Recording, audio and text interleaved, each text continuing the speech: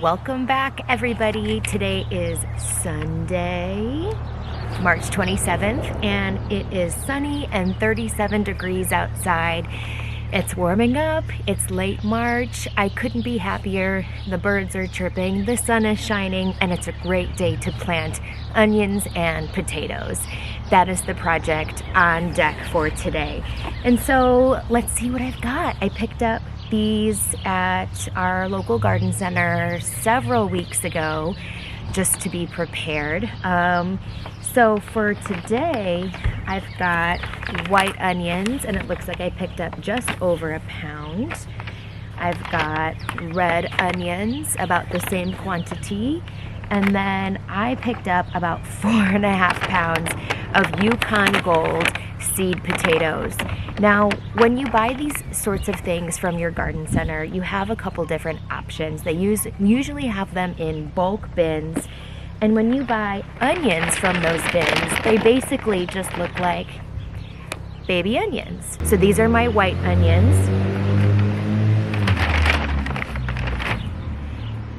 These are my red onions. These are called sets, by the way, onion sets. A lot of people do like starting onions from seeds. I just think it takes a little bit longer, obviously, to start it from seed. I like to get a little head start here. And then these are called seed potatoes, and these are a little bit on the small side. Now, if these were larger, I may want to cut them up into like 1 to 2 inch size pieces. As long as there's one eye per piece, you should be good. 1 to 2 eyes per piece. Now this, obviously you can see there's a growth point here that's called the eye, and this is a pretty small piece, maybe 2 inches, so I didn't feel like I needed to cut them. But if I were to cut them, I would have done that probably a week ago, maybe 5 days ago, so that that cut can kind of heal over and dry before I put them in the soil. Because if I put freshly cut potatoes into the soil, that open wound allows more moisture in, and they're more prone to like rotting and disease and things. But I didn't have to worry about that because I didn't cut any of my seed potatoes. I plan to put them in this bed behind me. There's already some spring crops in here underneath the chicken wire. We did put chicken wire down because we have some local neighbors, squirrels, who like to dig up our stuff. And so we were experiencing that. In fact, I might get to reseed a couple of these spring crops just because I think they've been dug up a little bit. But we've got things like spinach, beets, radishes, different types of greens all in here already.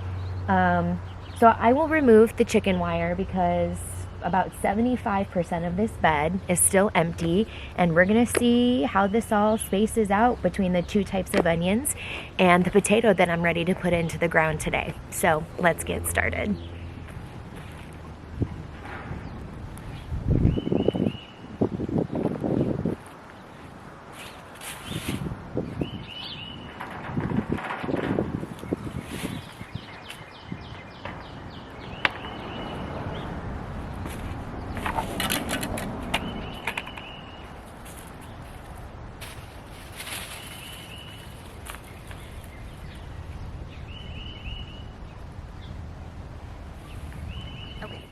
So, looking back here on this bed, only this part has seeds in it, have crops in it.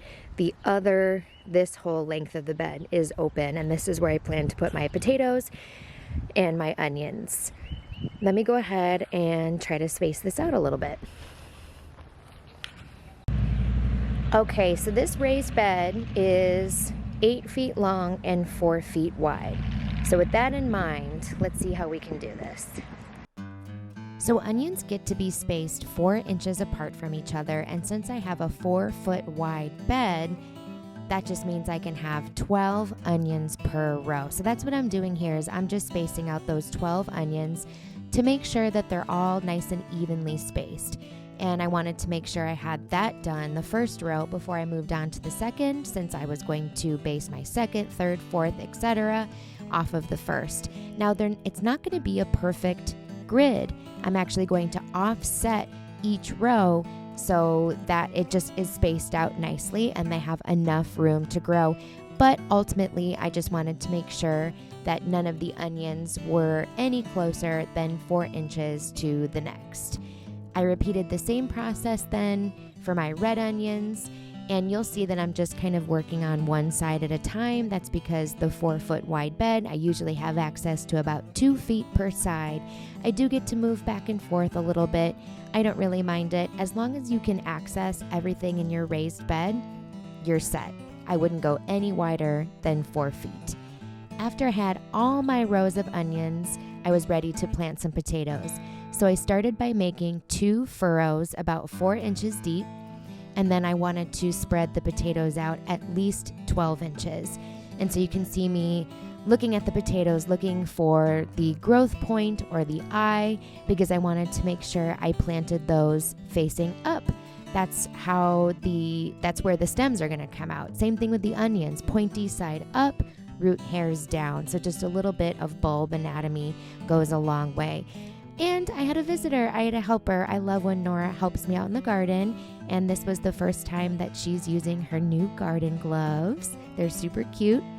And it's just a really great way to spend time together. We usually chat about what we're doing, what we're going to do with our harvest. If she hears a bird call in the yard, we usually check that out. It's just very precious time together. So I always love when she joins me. Now that everything is spread out, I wanted to create labels. It's going to be very clear to me once they start to send up some green growth, what is what, but it's just really great to be prepared and have your labels in so you know exactly what space is planted up and what space you still have available in your raised beds. And I think the same thing goes for container planting and directly into the ground planting. So now I'm going to go ahead and bury my onions about 2 inches deep so none of the bulb will be exposed. And I really just was pushing them down into the soil. I didn't have to create a hole or anything. Everything that's in my raised bed is light and fluffy enough, which is a great texture to have in a raised bed so that I didn't have to do any digging. I just did a little bit of pushing and then covered it up. Nora was doing a really nice job too.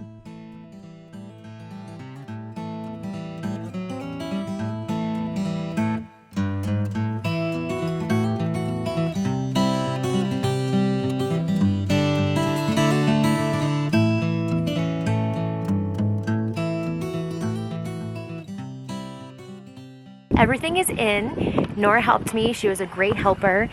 Just a couple of things about maintenance. Luckily with these 2 types of crops, onions and potatoes, it's little to no maintenance once they're in the ground. So for example, for the onions, they are pretty heavy feeders. So that just means I'll probably go ahead and sprinkle some fertilizer and work that into the soil a little bit just so they have the nutrients and enough nutrients to create a nice juicy bulb. Potatoes don't have a lot of maintenance except for hilling. So once they send up their stems and the stems are about 4 inches tall, I'm going to go ahead and hill that, meaning push some soil on top or maybe add a layer of straw a couple inches thick. And that just keeps the tubers underground insulated, because if they're exposed to sun or too much sun, they may be susceptible to turn green instead of stay brown. I will know that these are ready to harvest once the onion leaves are all the way up, but then they start to turn yellow, right? Initially they're green, they start to turn yellow and actually start to fall down a little bit. That's how I know they're ready for harvest. And then very similar for the potatoes. The stems and the leaves that come up will start to turn yellow, start to fall down a little bit, and that's how I know that they're ready to start digging up. So why don't I go ahead and get some fertilizer, we'll water them in, and then that's gonna be about it for today for this project anyways. I still have a lot more work to do around the yard. All right, so I have Garden Tone. Another option would have been Biotone starter fertilizer. I just had this on hand and I haven't seen any starter fertilizer in stores yet. And so this is a 3 to 4 to 4 ratio. NPK, nitrogen, phosphate, potassium, 3 nutrients that crops heavily rely on. So 3 to 4 to 4 ratio. I'm going to sprinkle a generous amount on top of the soil here and then work that in a little bit. And then when it's watered in, when it rains, all those nutrients can get kind of mixed in and absorbed into the soil so that their crops can use them to grow.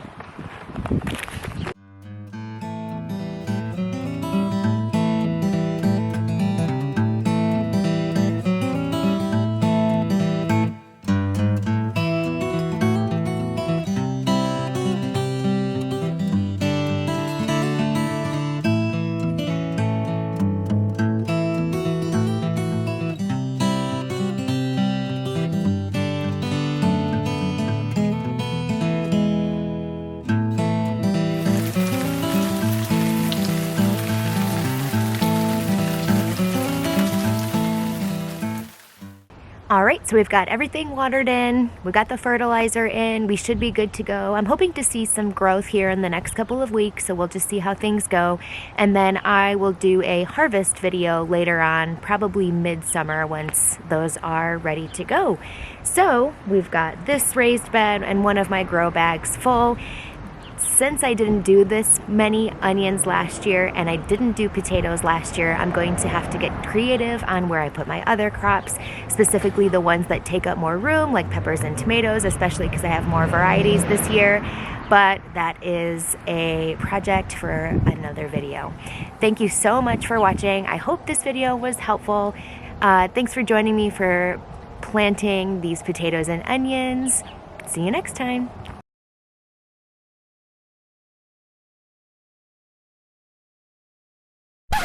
Which just tells me how much nitrogen to phosphate to NPK to calcium. No.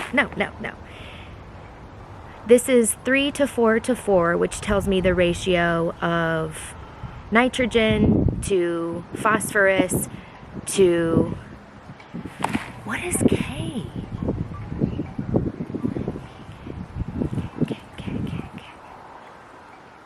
Hey Siri, what is K on the periodic table? Here's an answer from Wikipedia. Potassium. Duh. I'm a science teacher. That's pathetic.